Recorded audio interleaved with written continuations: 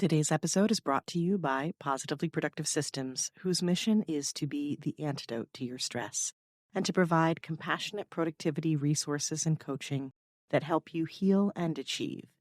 Be sure to check out both free and paid resources at positivelyproductive.com/resources. Caregiving, I really feel that it has just become overextended a little bit because we've disconnected from the main center point, which was ourselves. And it's not selfish to caregive for yourself. It's not selfish at all, because if you don't care for yourself and you can't get out of bed in the next morning, then where are you going to go? What are you going to do? There's nothing. So you might as well caregive for yourself first, and then let that spill out to everywhere and everywhere that you go.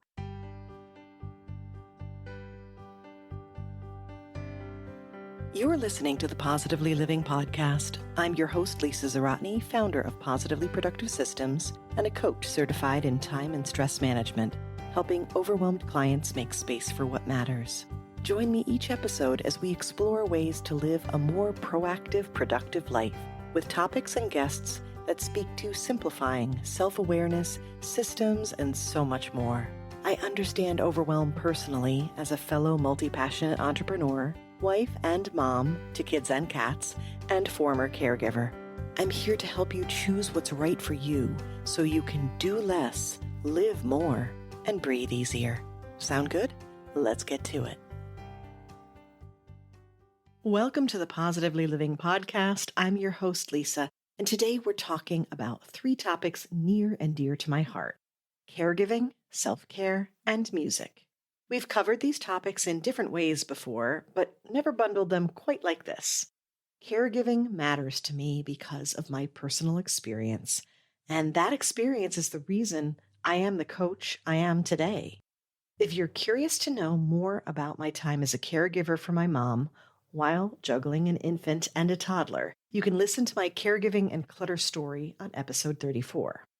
In a nutshell, that time of survival mode taught me what really matters and how to not only be efficient, but to honor myself in everything I do. That's a challenge when you're a caregiver, and that tendency to put the other first, often to your own neglect, seems to stick around even when your official caregiving is done. This is especially so for nurturers and people pleasers, but sometimes it lingers simply because life has a way of sweeping us up in the busy, and that noise keeps us from hearing ourselves. My guest today, Dawn Renee, knows all about how that can happen, and she shares her discoveries and perspectives on being a caregiver and why self-care is not only crucial, it's a birthright. Our conversation addresses the balance between caring for each other and self, and Dawn has, in my opinion, one of the best arguments I've heard yet for why self-care is essential. She explains how self-care and caregiving are really about tending to our energy, which is a favorite topic of mine. And she offers such a fun and easy way for us to fast-track our energy nurturing through music. Dawn is an energy doula and holistic caregiver and is also in the music duo Dawn Loves Nash. As co-founders of Traveling Caregivers Ministries, they are traveling America expressing their music messages of hope, love, and faith to empower caregivers. Dawn has witnessed firsthand how surrendering to self-care and music is the true pathway to transformational healing of the spirit.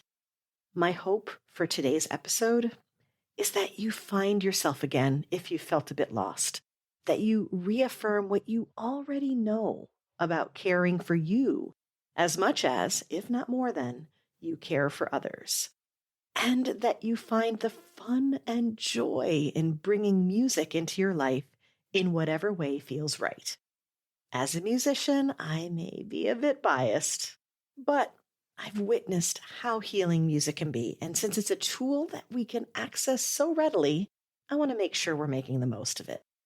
If you want to explore complimentary podcast episodes, I suggest you check out episode 50 on increasing focus and reducing stress through music, episode 81 on boosting resilience through creativity, and episode 146 with 10 simple self-care ideas. It's a roundup episode of ideas from 10 prior self-care episodes with tons of reasons why it matters and how to approach it. As with every episode, I'd love to hear from you. You can message me directly or post this episode and tag me, and be sure to include your favorite song.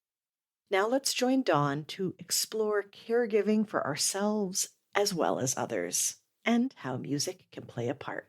Welcome to the Positively Living Podcast, Dawn Renee. I'm delighted to have you here today. Thank you so much for having me. I love what you're doing with your show. I really do. I appreciate that. Well, before we dig into the topic of the day, which is near and dear to my heart, and I know yours as well, I'd love it if you tell us a bit about who you are, who you help, and what makes you light up. I am an energy doula and founder of a ministry called Traveling Caregivers Ministries.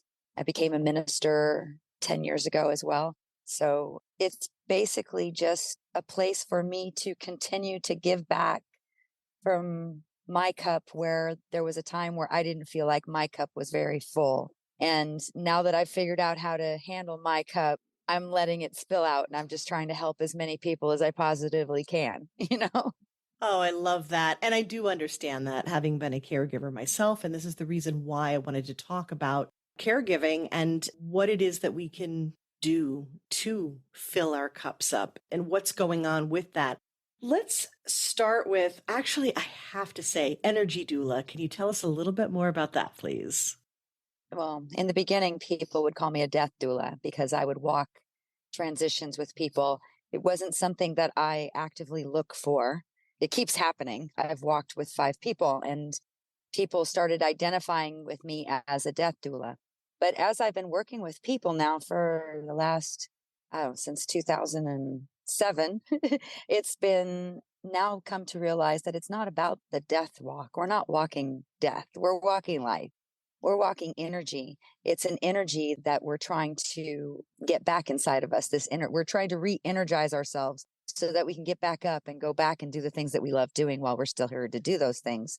And so in the last 2 years was with the last person that I was with, I came to realize that it was not a death doula. I was an energy doula, because I was bringing energy to her every day. We were looking at where we were at with our energy today, and where could we expand from there.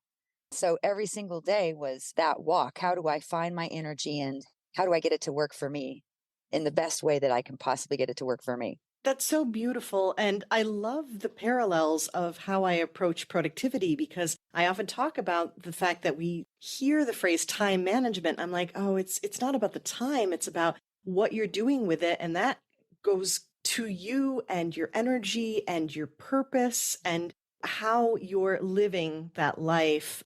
I just recently had a beautiful conversation with Lindsay Taylor about living life through the loss of a loved one, and the idea of the dash in between the dates of our birth and our death, and what we do with that dash. And it sounds to me like you are looking for the energy and trying to bring the energy to you and to others to really make the most of that dash.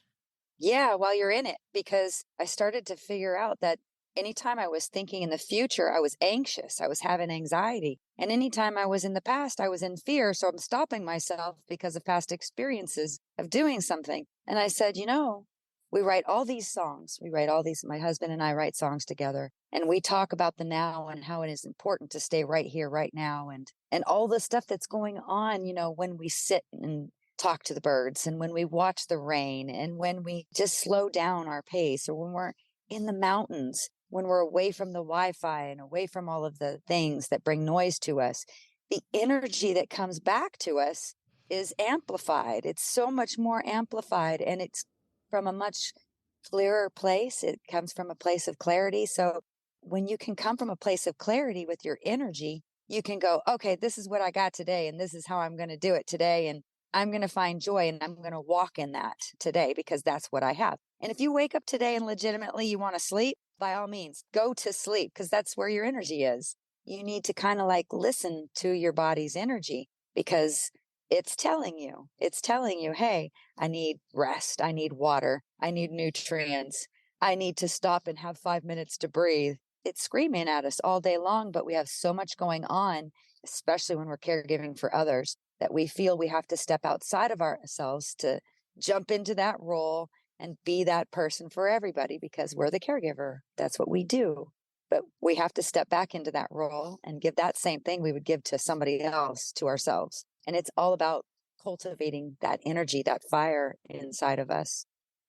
So, some of the things that you're talking about, these are principles we've talked about on the podcast. These are principles that people talk about a lot, but this is where they really play out in your life. You're talking about mindfulness and being present, and the fact that you're right with either thinking about the past or worrying about the future, the anxiety and the fear in the present. You're in that moment. And that's also when things come to you, your understanding of what it is and I'm pausing before I say this word because you said it a bunch of times. And if you're a caregiver, I want you to hear what Dawn said. Need what you need. You didn't say, oh, do you want some rest or do you want something to eat? Okay. Sometimes people say, do you want? But really, it's what do you need? Yeah. And listening to that voice for you, not just for the others you're caring for. I can't tell you how many times I'll be in a situation you don't want to stop the conversation because it's going really well and they're in the middle of a story but you have to go to the bathroom and you're like, I don't want to be rude and stop them in the middle of their story, but it's like, how do I find the permission to stop and say, look, my body is sending me a signal right now. I love what you're saying and I want to hear more about it, but I've got to go take care of myself. And so it's about surrendering to that thing that's in that knowing that you have inside of you when you need something, when you need water. It's that we don't stop. We have to stop and like take inventory. Like when I was with Anne, I was with her for 7 years and it was 24-hour care dealing with ALS, Lou Gehrig's disease. So you're atrophy from the neck down, a trach, a vent, a port, all these things. She's dealing with all these things. She can't even scratch her own itches. And here I am saying I have to go to the bathroom. And so it's unfortunate. We don't get to walk every part of somebody's path with them, even when we're caregiving for them. But it's just about giving yourself permission that their journey is their journey and your journey is your journey. And you can only be there for as much of it as you can possibly be there. Your point here, and the phrase that just jumped out at me, their journey is their journey, your journey is your journey. And again, we're reminded, for whatever reason it was that you stepped in to becoming a caregiver, I can tell you right now, for you listening right now, it is the most beautiful gift. Your heart is incredible when you offer to do this, to care for another. But when you say this, it reminds me of this idea that it's like, because you're caring for someone else doesn't mean you stop caring for you. I mean, I'm kind of tickled by this example, but it's so brilliant of saying, you got to go to the bathroom. That's a great example of this is a need that you have. It's something that you need to do. And how many times when life, the current of life is sweeping us along, that we ignore that need. And then it becomes an emergency. And then it becomes, a challenge as opposed to, or like you were saying, you're having a great conversation or whatever it happens to be, whatever interaction you're having with others in life. Stepping in a proactive way will actually make the pause easier than when you wait and you ignore what's happening. Absolutely. It actually even gives you a space for expansion, for things to unfold in a different way. It also shows that you're human. Oh, she is human. Okay, yes. She's not like a robot. And, to your point, okay, now you have done some caregiving for people with really serious needs, and it's incredible. And my heart goes out to you, and I thank you on behalf of those people who had such a great need. But also, to your point, caregiving can look different, right? And so it could be when you have children, or it could be, when you are helping out. I used to refer to myself as a secondary caregiver because I helped my mom with my grandmother and with my dad. And then I was a primary caregiver for my mom. And now I consider myself a secondary caregiver in a way, or a co-caregiver with my husband in helping out my in-laws. All that to say, depending upon the relationship you have with those you're caring for, there may be opportunities to have a conversation and to let them know, like you said, you are human, you have certain needs too, and they are reminded. And you can set, do I want to say the word rules? You can set the pace. In a way, it's really setting the boundaries, right? Yeah, boundaries. Yeah, absolutely. It's funny that you're saying that you set the tone, you set the story, and what I've come to finally understand is that we're all caregivers. We were born to a body, the body that we're in. That is the body we were supposed to caregive for first. We're supposed to caregive for that body first. It's the only body we get to use while we're here in this particular moment right now. And it's, like a car, you got to take care of it. So I'm looking at caregiving now as it starts with us. So we are our first caregiver. We are the first caregivers for ourselves. We're born to this body. Our job is to take care of us. Then we expand from there. We become caregivers of a family that we are born into, or situation that we're born into, the earth. We're caregivers. We become expanded stewards of things outside of us. And all of the things that we accept into our reality, whatever we've accepted into our reality, we are now expanding with those things too. So now we're caregiving for those things too. So caregiving, I really feel that it has just become overextended a little bit because we've disconnected from the main center point, which was ourselves. And it's not selfish to caregive for yourself. It's not selfish at all. Because if you don't care for yourself and you can't get out of bed in the next morning, then where are you going to go? What are you going to do? There's nothing. So you might as well caregive for yourself first.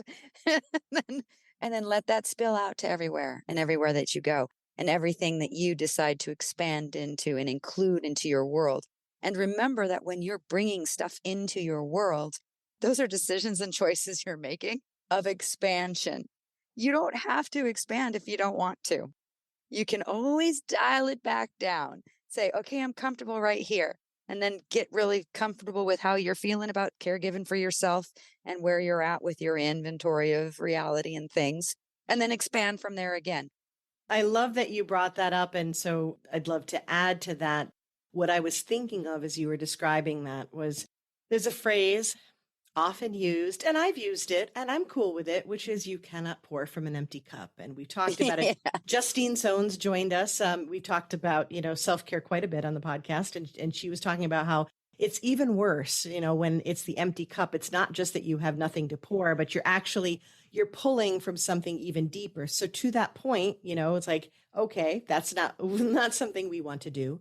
But then there's also this idea, this counterpoint, which I love, and I've probably mentioned it, which is that you don't have to fill your cup up just to care for others either. You fill up your cup because you are deserving of it. So I love that you described it as letting your self-care spill out. When it's overflowing, then it's overflowing. When it makes you shine your light the brightest, then it can't help but have a ripple effect in some fashion, but that you get to decide.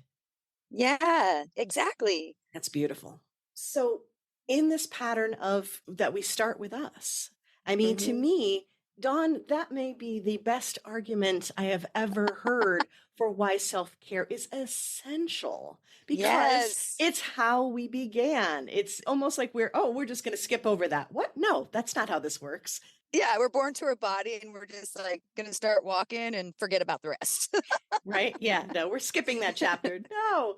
So with that in mind, so you made a point too about how it's become overextended. And again, I think that feeds into the principles I talk about within the lens of productivity, of how we get busy instead of productive, and how we do things without intention behind them.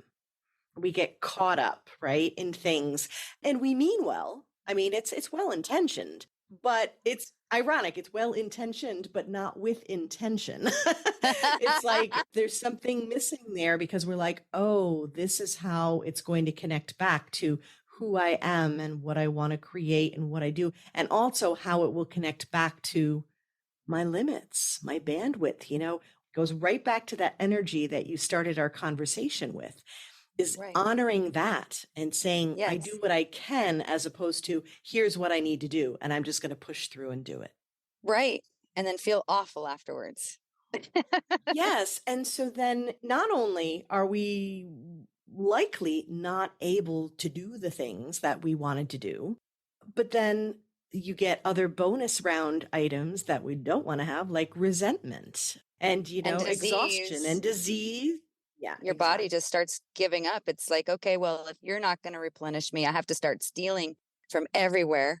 And so here, I'll take from here and here and here and here. And okay, keep going. Yeah, your body just, it's like, hey, I'm sending you signals and signs. I want to work with you. We are a superpowered thing, like being. Yeah. And we have all of the capabilities of programming. Our brain is a computer. It's a computer. It programs things all the time outside of us. So why don't we think it can program things inside of us? The more that I tell myself what it is that is my reality, the more that I affirm and validate my own reality, the more that it is. The more that I focus on the things that bring me joy, the more joy comes to me. The more I give to focus to the one or two things that I'm really, really good at, the more those things show up in my world.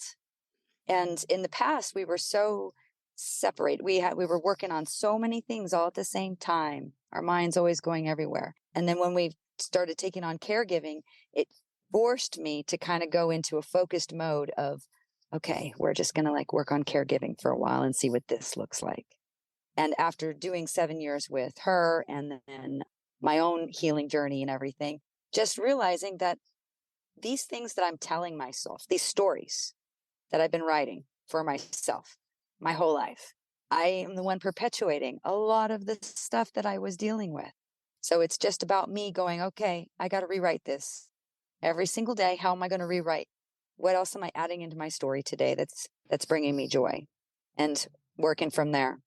What you're talking about, in terms of bringing your reality to life, it reminds me of how I talk about gratitude, and what you focus on, you fuel. And it's true, when we have a particular focus and we bring joy to whatever it is that we do. And that's why, a big part of what I do that I love, it's actually character strength, is humor. I'm goofy and I'm okay with it.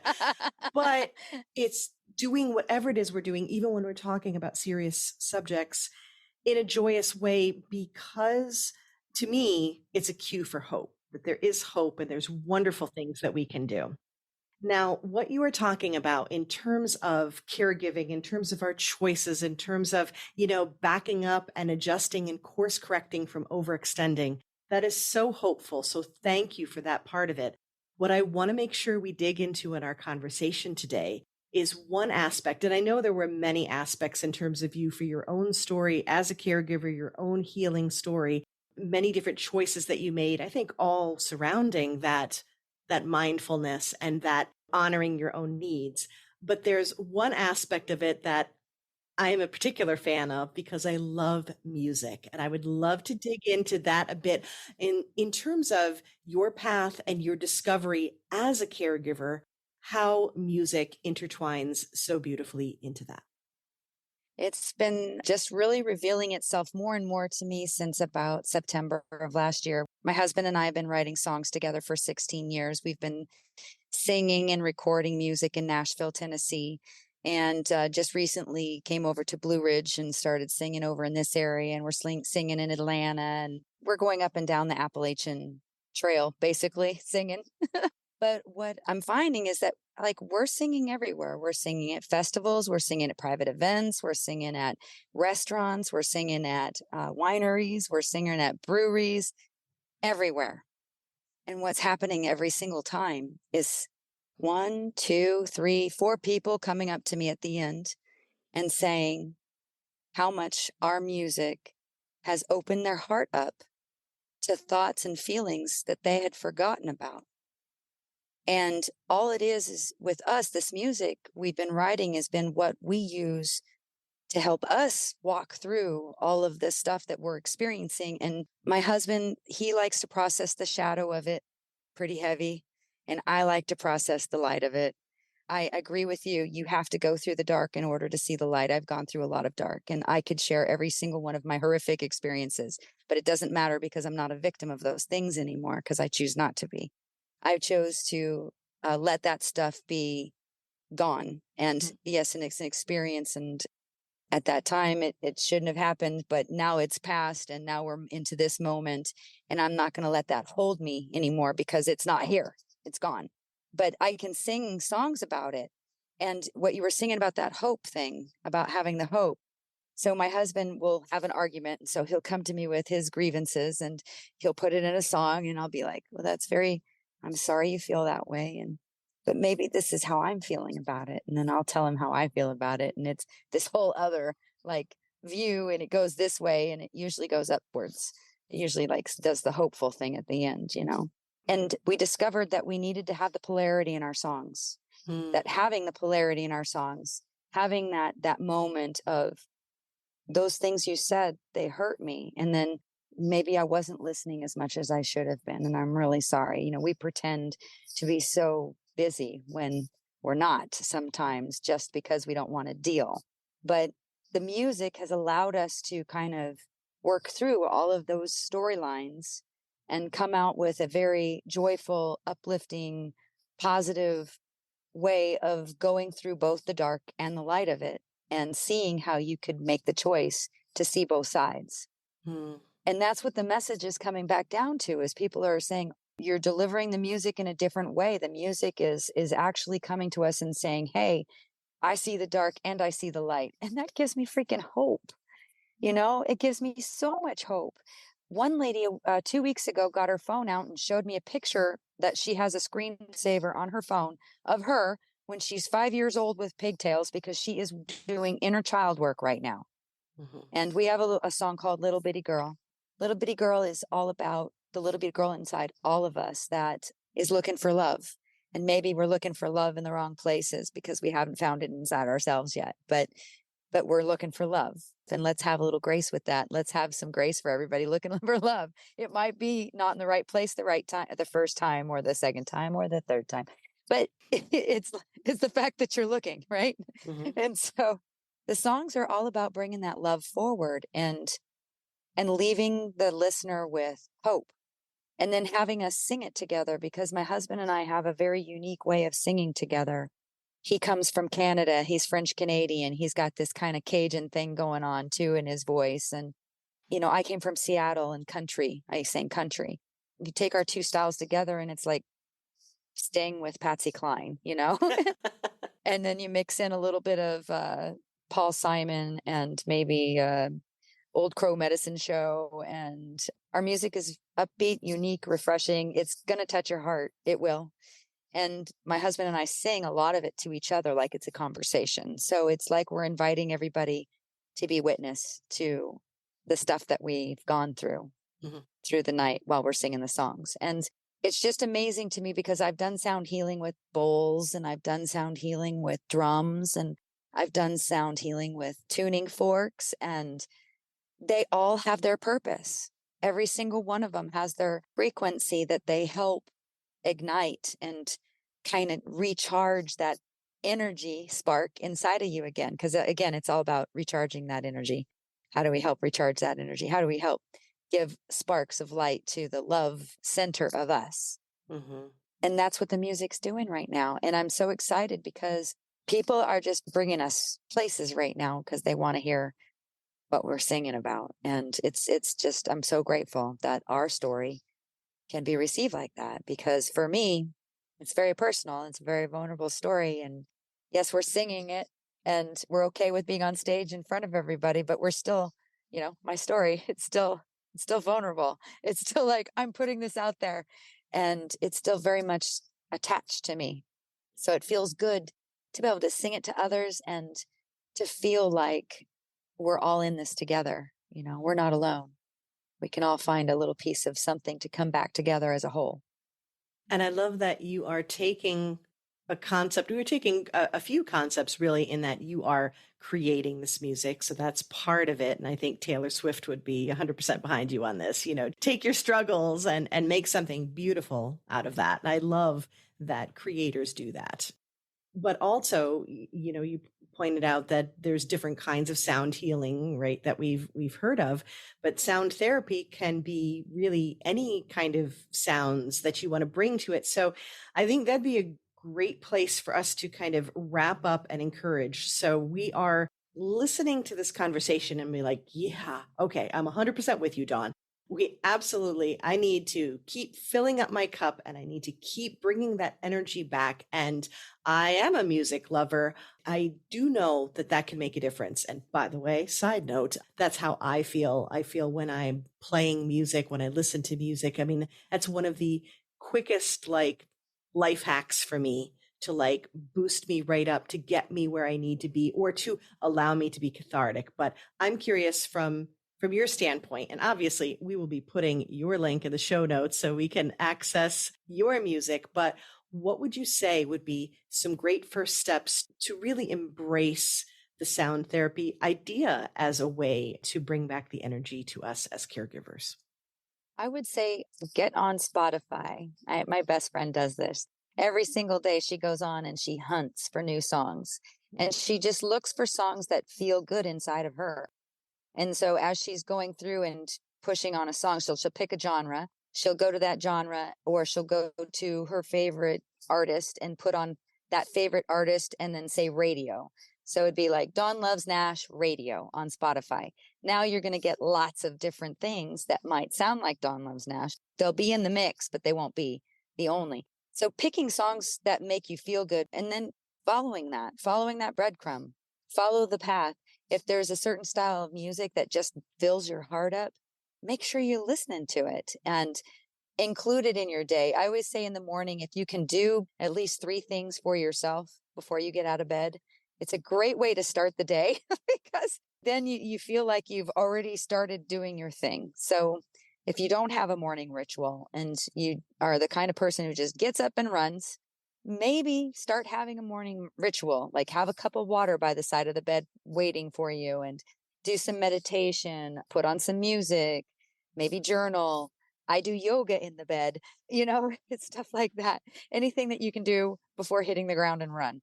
And then just with music, just try to find the stuff that really touches your heart because like you said, there's so many different styles that touch my heart. Reggae always gets me dancing. Bob Marley, I love Bob Marley. If I was on a deserted island, I would want Bob Marley on my playlist, period, because I could listen to that every single day and find happiness in that music because of the way that they crafted it. So yeah, it's just about figuring out what resonates with you the most and be experimental and don't be afraid and be honest with yourself too as you're listening. How does it feel in my stomach? How does it feel in my heart? How does it feel in my head? Do I feel it all the way to my toes? Does it make me want to dance? Does it make me want to sleep? Does it make me want to cry? Does it make me want to scream? Because it's all about getting that stuck expression out so that the energy can flow free in your body. And that's, as an energy doula, that's my main mission in life, is just to help you figure out how to get you more channels of light. You just need more channels of light coursing through you and you'll get your energy back. It'll happen. I love it. And what you are describing, it's fun, it's easy, and that experimentation, right? That discovery, being curious, right? Which we talk about so much on the podcast because it is the best way to find out what works for you. And that's what you're talking about here. It's like this ties right back into the honoring you and your needs and giving you a chance to speak up when you haven't been listening. So on Spotify, I created playlists for myself. So I have a playlist for meditation. I have a playlist for dancing, setting your tone, setting your mood, making a playlist specifically driven towards how you're feeling. So that way you can process through the things you're feeling. It's just another life hack. Yep, I love it. And, it ties right into, and we'll be talking about this again in a moment, but I have a bunch of playlists for the podcast because every time I have a guest on, we talk about music that lifts your spirits and makes you dance. And I collected those songs and have put them on multiple volumes, multiple playlists, so that we can access those. Speaking of which, before we get into that rapid wrap up, I would love for you to tell us where we're going to find you online. I'll have it in the show notes as well. But, and so Spotify is one of them. Yes. Yes, you'll find our music at Dawn Loves Nash. You can go to dawnlovesnash.com, or you can go to Spotify, Amazon, iTunes, your favorite digital platform, whatever it might be. And you can download 2 songs right now. We're about to put 3 more out. So we'll have a few more coming soon.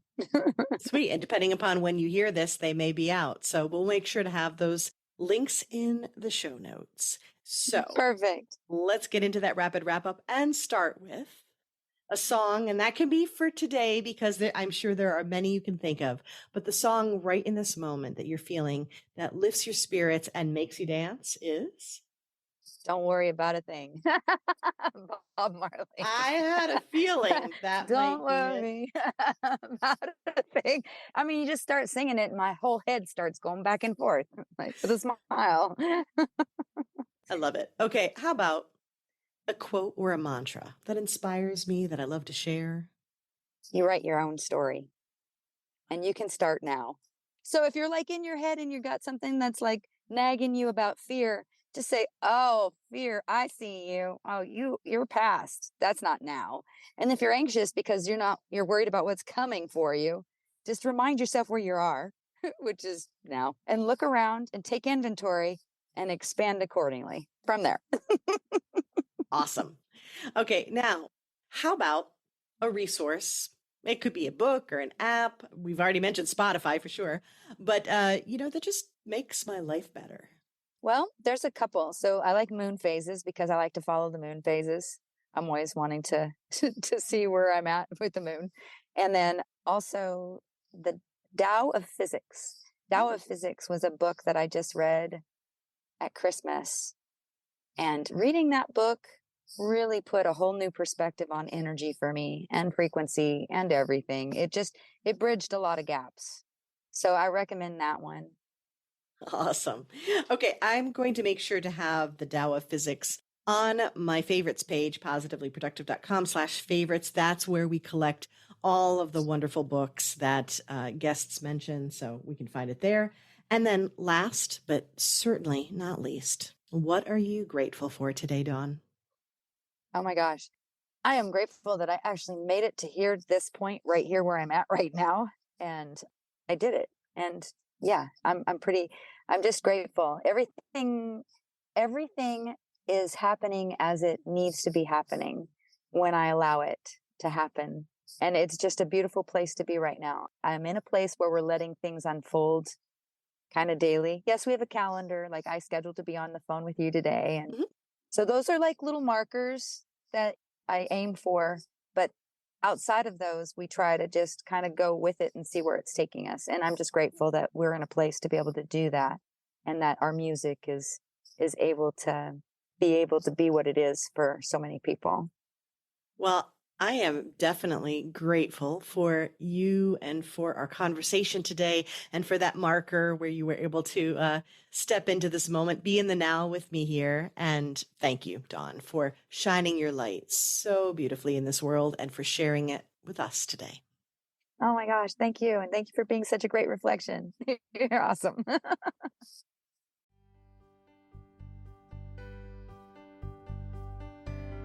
Thank you for joining me today. Your time is precious and limited, and I'm honored you chose to spend it with me. If you have feedback, questions, or want to schedule a chat, head to positivelyproductive.com/connect. And if you are looking for any of the resources referenced on the podcast, from books to products to training and more, go to positivelyproductive.com/resources.